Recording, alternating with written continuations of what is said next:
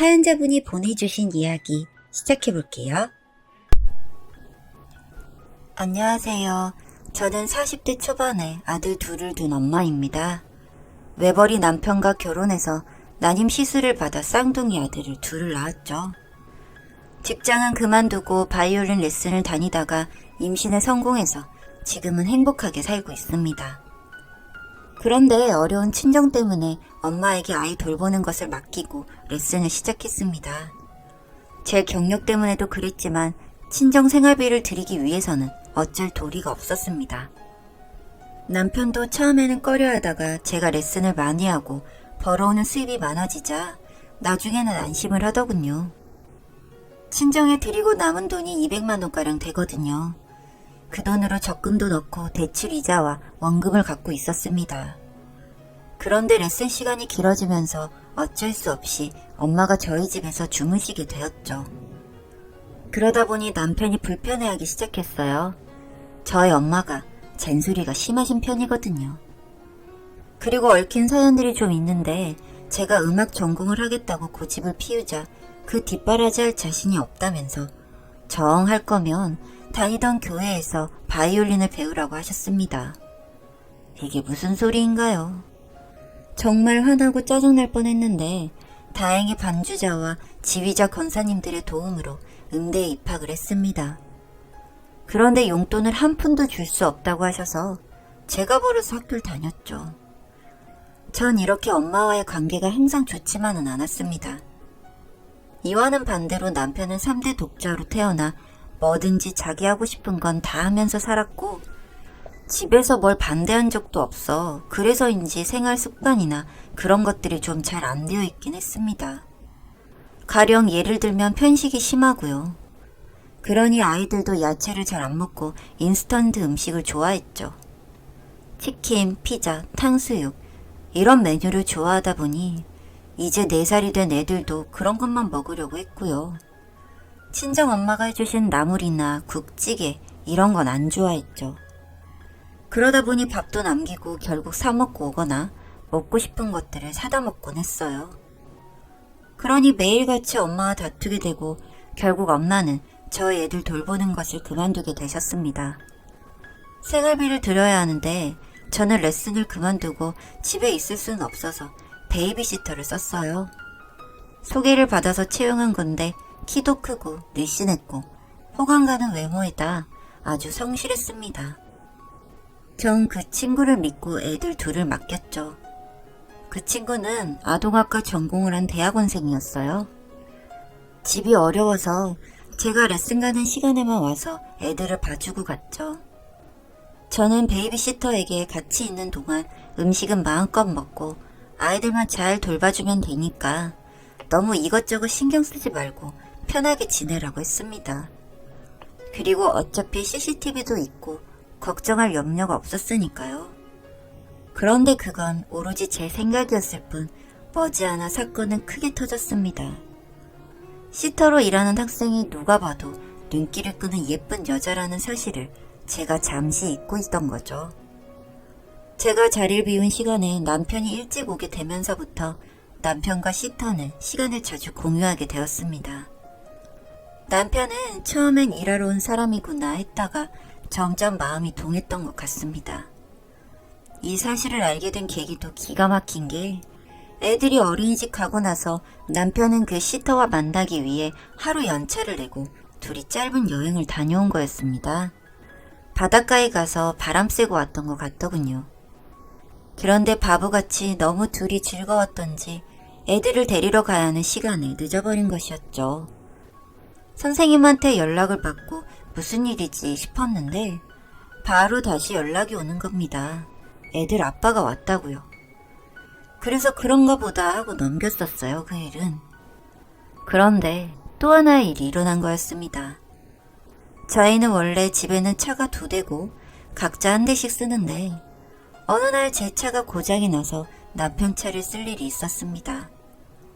그런데 어디선가 반짝이는 게 보여서 보니까 차에 떨어져 있는 여자의 귀걸이였어요. 그걸 보는 순간 제 가슴이 심하게 흔들렸던 것 같습니다. 믿고 싶지 않았지만 잔잔한 일상에 파문이 일기 시작했죠. 혹시나 싶어 블랙박스 칩을 들여다보니 이미 업데이트가 된 다음이었고 용이 주도한 남편의 태도에 경악을 했죠.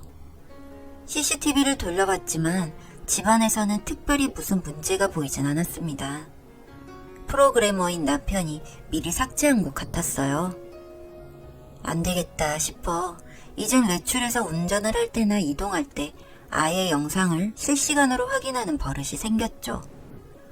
그러던 어느 날 남편이 일찍 퇴근해서 아이들이 없는 시간에 시터와 입을 맞추고 관계를 맺는 것을 실시간으로 확인하게 되었습니다. 아마도 격정을 참지 못해 일어난 일이었겠죠. 저는 바로 녹화를 끄고 증거로 남겼습니다. 정말 분노에 차서 두 사람을 다 죽여버리고 싶은 심정이었으니까요. 일단 증거 하나는 남겨두고 남편의 행동을 유심히 지켜봤습니다. 처음에는 감추고 애써 모르는 척 하려는 것처럼 하다가 나중에는 제가 있는 앞에서도 두 사람의 애정을 드러내기까지 하는 겁니다. 결국 전 남편의 차에 보이스 레코더를 장착해놨고 블랙박스와 제 핸드폰이 연동하도록 장치를 걸어놨습니다. 그리고 얼마 되지 않아 두 사람이 컷땡스 현장이 바로 제 폰으로 들어왔죠. 빼박 증거였습니다. 제 아이들을 위해서도 헤어지는 게 낫다고 판단했고 고민 끝에 남편에게 이혼을 선언했습니다. 처음에는 놀라더니 나중에 둘의 관계를 이미 알았으니 난 용서할 수 없다며 끝내자고 했죠. 그랬더니 양육권과 친권은 못 준다는 거예요. 정말 인간이기를 포기한 거죠. 전 안 되겠다 싶어 이혼 전문 변호사를 찾아가 소송을 걸었습니다. 시터는 제가 그렇게까지 나오자 남편에게 더는 못하겠다, 다 정리하고 떠나겠다고 말을 하면서 자취를 감추었습니다. 그래도 물러설 제가 아니죠. 증거자료 다 싹 긁어서 상간녀 위조로 청구 소송까지 해결했죠. 법원에 시터를 불러 앉히느라 돈 좀 썼습니다. 남편은 용서를 빌기는커녕 시터와 새로운 인생을 꿈꾸다가 닥쳤던 개신세가 되어버렸고 직장에도 알려져 해고를 당했습니다. 시터 어머니가 회사에 와서 쌩 난리를 쳤다는 겁니다. 순진한 애 꼬셔서 인생 망치게 했다면서요. 어쨌든 전 승소했고 위자료와 재산 분할도 받았습니다.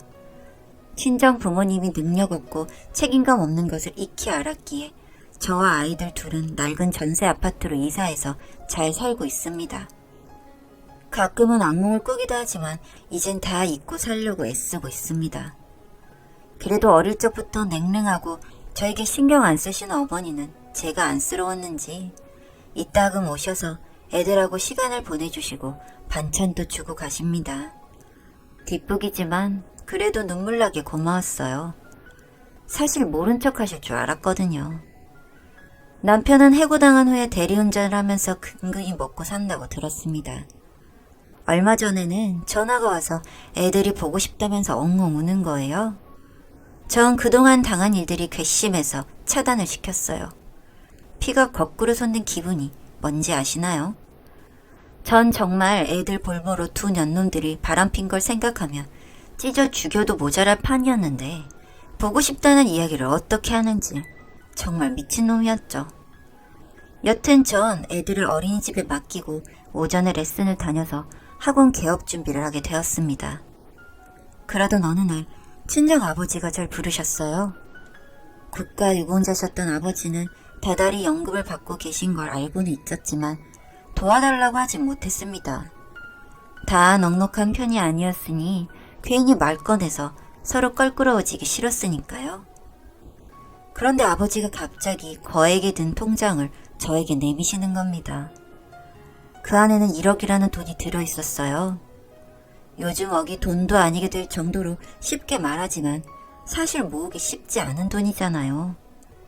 그런데 아버지가 저에게 1억을 주시면서 개업자금에 보태 쓰라고 주시는 거예요.